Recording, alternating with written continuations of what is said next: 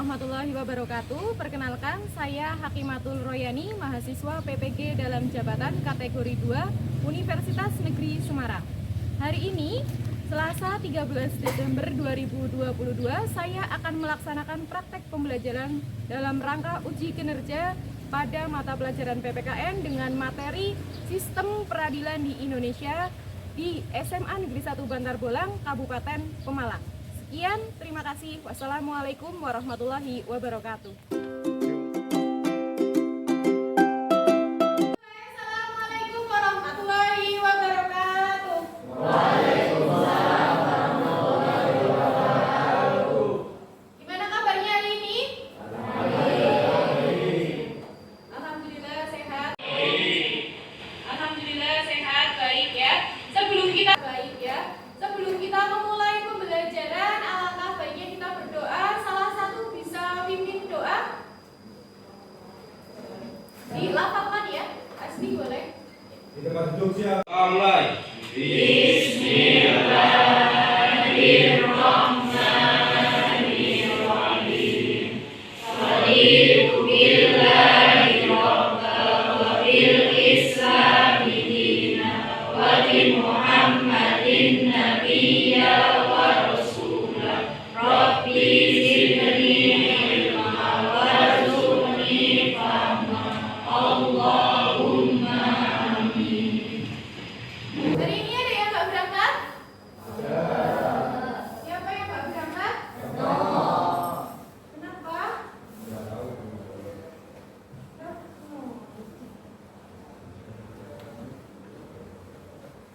Siapa lagi yang nggak berangkat?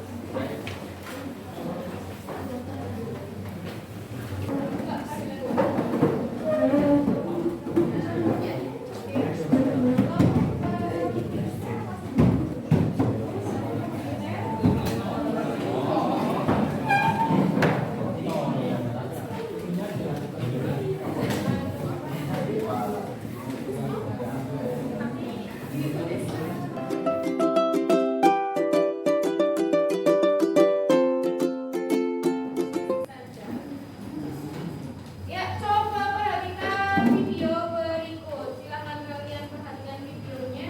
Videonya kemudian catat hal-hal penting atau bahkan kalau kalian punya pertanyaan nanti bisa disampaikan setelah videonya berakhir.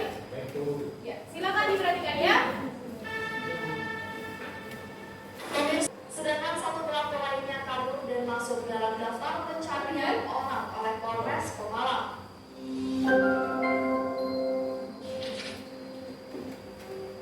Kasus kriminal yang menjerat Hasan Oktaviani alias Acan bin Syamsuddin, 34 tahun, bersama rekannya Rosali alias Ali. Saat kedua pelaku mencuri uang milik salah satu nasabah dan BUMN di Pemalang.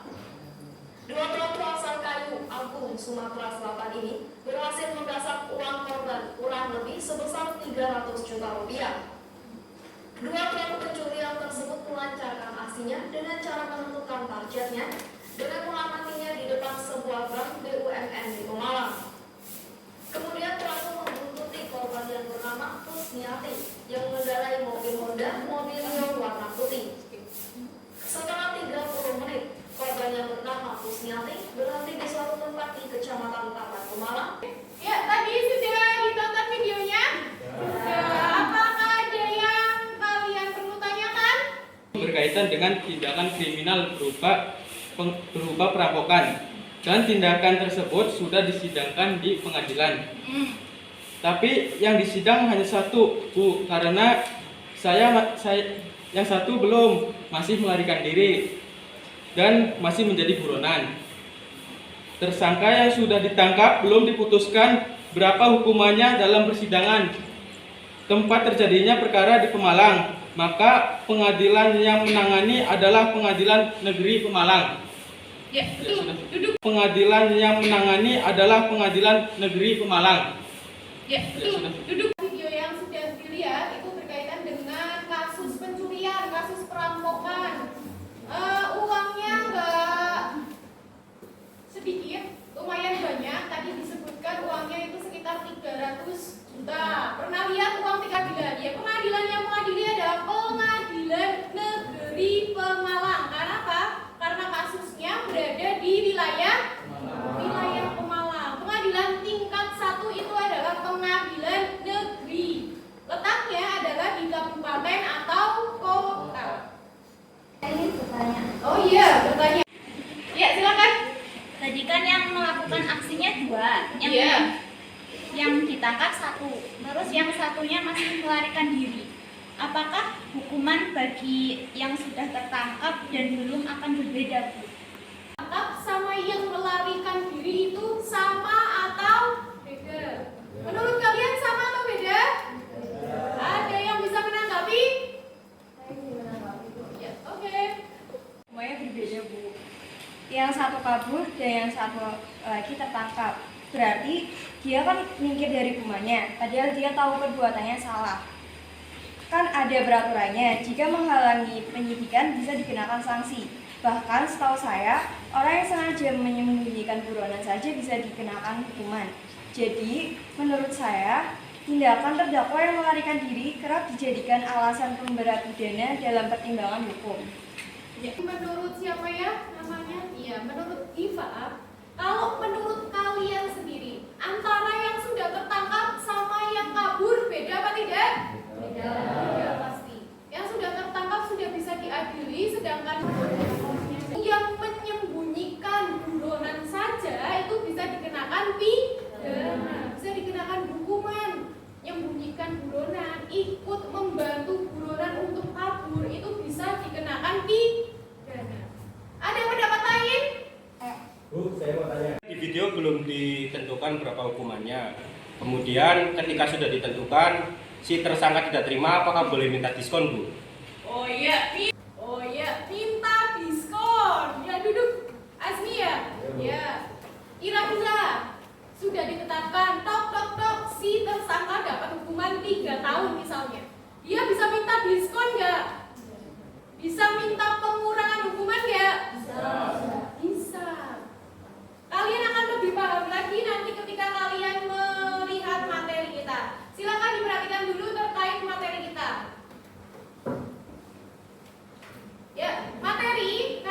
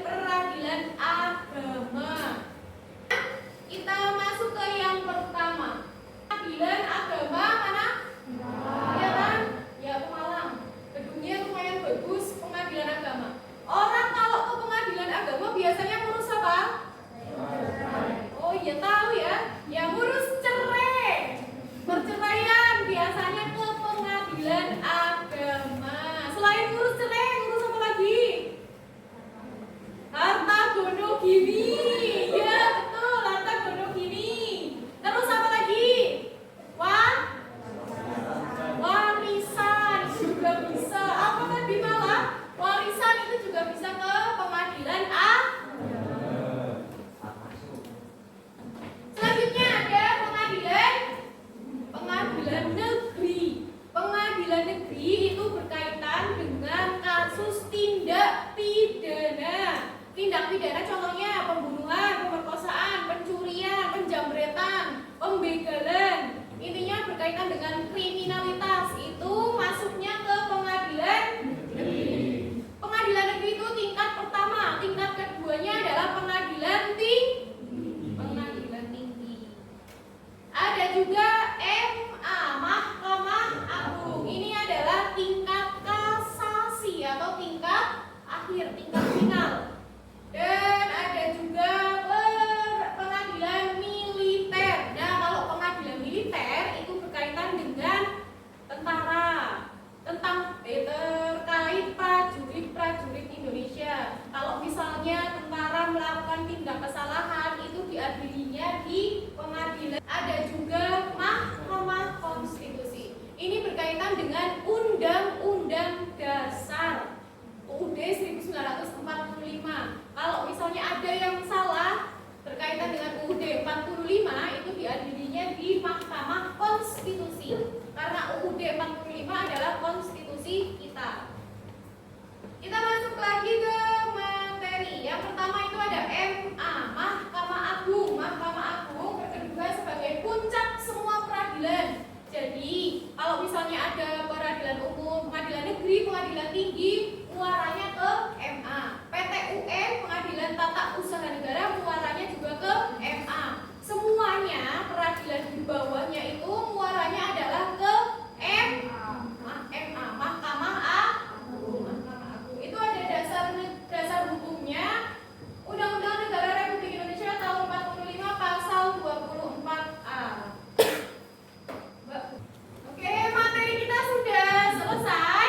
Silahkan kalian, tadi sudah bentuk kelompok ya? Sudah. Silahkan kalian nanti diskusikan. Nanti akan Ibu bagi LKPD sesuai dengan lembaga peradilan masing-masing. Nanti kalian kerjakan di LKPD, kemudian dituangkan di Canva. Tahu Canva ya? Tahu. Punya aplikasi Canva? Iya. Ya, nanti buat di aplikasi Canva. Nanti setelah sudah dibuat, silakan dipresentasikan bagi kelompok yang sudah siap. Ibu bagi LKPD-nya ya. Kelompok 1, mana kelompok 1? Silakan didiskusikan saja. Ya. Kelompok 2, peradilan.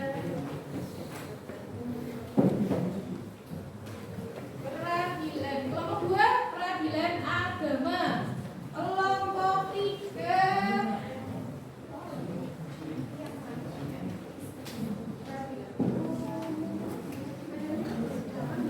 kayak diskusi seperti biasanya sih.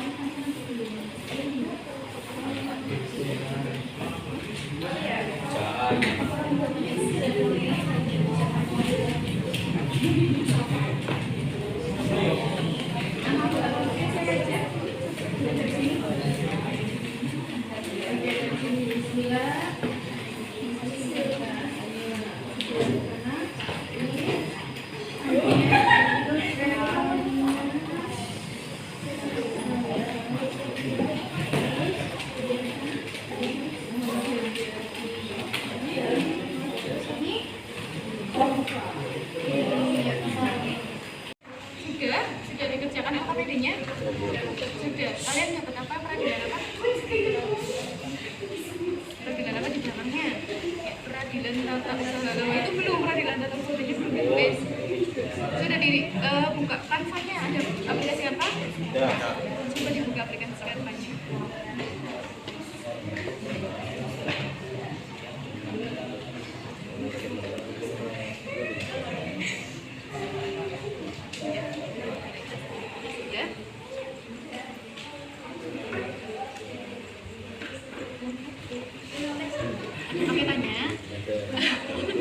Oke, dipilih salah satu. Kalian mau pakai template yang mana? Yang lain coba ada apa enggak? Ada. Apa dia ada?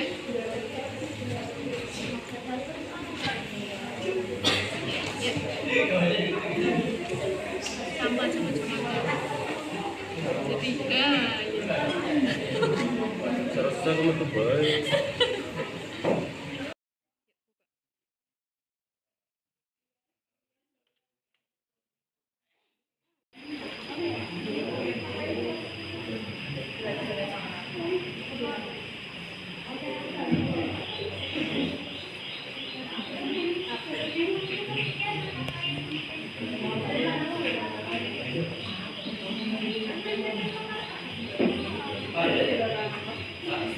Ya. Selesai semuanya? Ada yang belum? Udah semuanya? Kita presentasi ya sekarang ya? Presentasi. Ada kelompok yang sudah siap untuk maju? Kelompok berapa? 3. Kelompok 3 apa? Peradilan apa? Peradilan umum. Oke, silakan maju. Bagi kelompok peradilan umum sudah ditentukan siapa moderatornya? Ya, silakan maju. Untuk hasil kampanye sudah dikirimkan ke BNI? Di WA ya?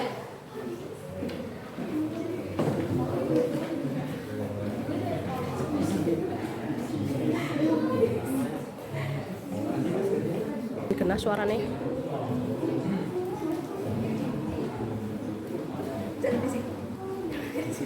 Ya, silakan sini. Berdiri.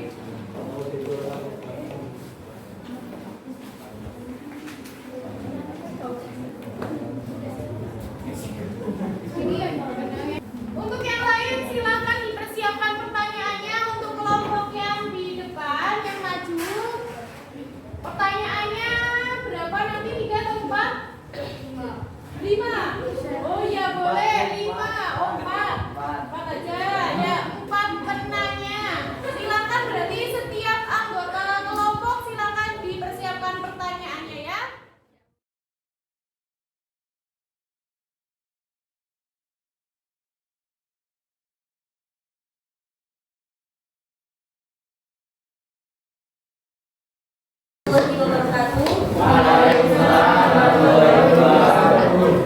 Perkenalkan, saya Milady Shortblock dari kelompok 3. Saya Zalfa Wali Sambasa. Saya Evalina Saparudra. Saya Muhammad Zakiani. Di sini kami akan mempresentasikan materi tentang peradilan umum. Untuk materi yang pertama yaitu lembaga peradilan yang akan dibawakan oleh Faik. Pada ini persilakan. Peradilan umum adalah lingkungan peradilan di bawah Mahkamah Agung yang menjalankan kekuasaan kehakiman bagi sebagian rakyat mencari keadilan pada umumnya. Peradilan umum meliputi pengadilan. Untuk materi yang kedua yaitu dasar hukum yang akan disampaikan oleh Zalfa. Dasar hukum 1. Undang-Undang Nomor 8 Tahun 2004 tentang perubahan atas Undang-Undang Nomor 2. Materi yang selanjutnya yaitu perangkat peradilan umum yang akan dibawakan oleh Zulfa. Perangkat peradilan umum. Perangkat pengadilan negeri, pimpinan, hakim, panitera, sekretaris, dan juri. Yang selanjutnya yaitu tentang wewenang akan dibawakan oleh Masya. Pengadilan tinggi berperan dalam menyelesaikan perkara pidana dan perdata. Presentasi dari kami, ada yang mau bertanya? Saya Farid Anwar dari kelompok 1 mau bertanya, apabila dalam persidangan hakim sudah menjatuhi hukuman pada tersangka suatu kasus, bolehkah tersangka tidak menerima putusan hakim terhadap perbuatannya? Dan jika boleh, apa langkah selanjutnya yang diambil, dan jika tidak, kenapa?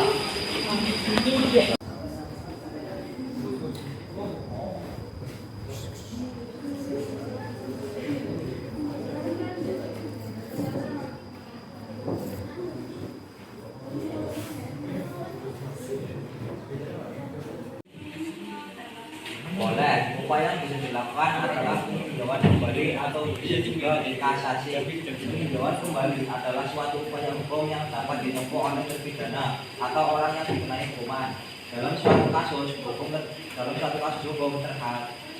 suatu putusan pengadilan yang telah berkekuatan hukum tetap dalam sistem peradilan di Indonesia. Peninjauan kembali bisa dilayangkan ke Mahkamah Agung melalui Panitera Pengadilan Negeri. Peninjauan kembali dapat dilakukan apabila dalam putusan mengenai perkara yang bersangkutan ditemukan hal-hal sebagai berikut: adanya suatu kebohongan, tipu muslihat atau bukti-bukti palsu yang untuk itu semua telah dinyatakan pula oleh hakim pidana. Disebutkan tentang adanya suatu kebohongan, tipu muslihat atau bukti-bukti palsu yang itu semua telah dinyatakan pula oleh hakim pidana. Jadi, apakah hakim yang melakukan kesalahan dalam persidangan tersebut dapat digugat atau dihukum balik? Oke, baik, di sini saya akan menjawab pertanyaan dari Zakti. Kalau hakim salah mengambil suatu dasar hukum untuk putusannya, padahal dia sudah tahu itu salah, maka dia bisa dikenakan hukuman termasuk hukuman pidana. Sanksi pidana layak dijatuhkan bagi hakim jika memang sengaja menggunakan dasar hukum yang salah. Kalau digugat, menurut Ketua Mahkamah Konstitusi Mahfud MD menegaskan, apapun putusan pengadilan tidak bisa digugat ke pengadilan yang lain, sebab berdasarkan asas umum peradilan di dunia, konstitusi Indonesia dan di dalam bidang undang-undang pokok kebebasan kehakiman, putusan pengadilan memang tidak bisa diadili. Jelas? Ada yang mau bertanya lagi? Dari kelompok 5, menurut kalian sistem peradilan di Indonesia itu seperti apa? Sudahkah ideal dan baik?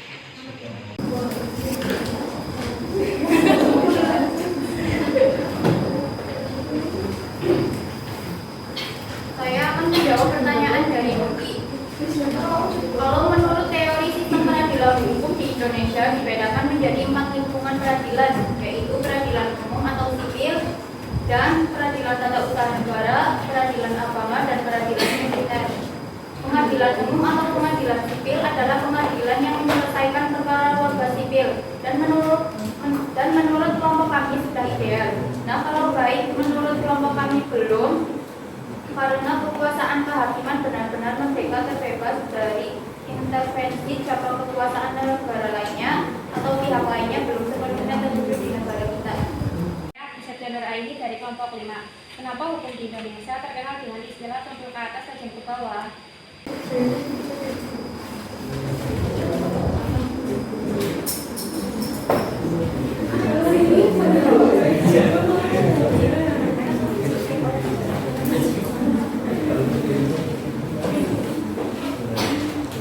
Saya akan menjawab pertanyaan tersebut. Penegakan hukum di Indonesia tidak berjalan optimal hingga sejauh ini. Hal ini dikarenakan berbagai faktor, terutama lemahnya komitmen dari petugas hukum dalam menangani kasus pelanggaran hukum yang terjadi, apalagi si pelanggar hukum tersebut berasal dari kalangan atas yang menyebabkan hukum menjadi tumpul ke atas dan tajam ke bawah. Sudah bisa diterima, sudah jelas semuanya? Tentang peradilan umum sudah jelas semuanya? Ada yang perlu ditanyakan lagi? Tidak? Ya, sudah bisa ditutup? Sekian presentasi dari kelompok kami. Mohon maaf apabila ada kesalahan kata maupun tindakan. Saya akhiri. Wassalamualaikum warahmatullahi wabarakatuh. Waalaikumsalam warahmatullahi wabarakatuh. Ya, tepuk tangan buat kelompok ini. Silakan kalian buka HP kalian. Sekarang kita kuisis ya. Lakukan tes. Silakan bisa di search di Google, ketik saja kuisis. Sudah masuk kuisis? Nanti silakan kalian masukkan kodenya. 833.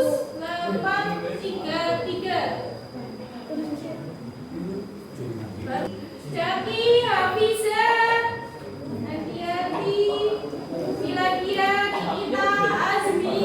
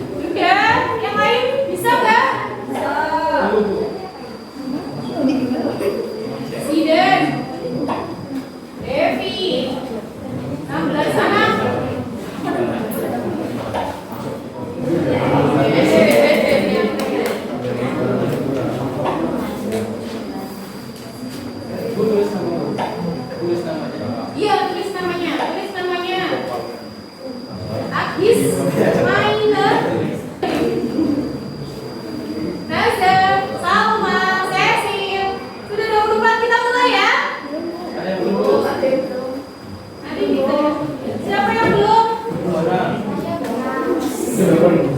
Arios. Iwan ya.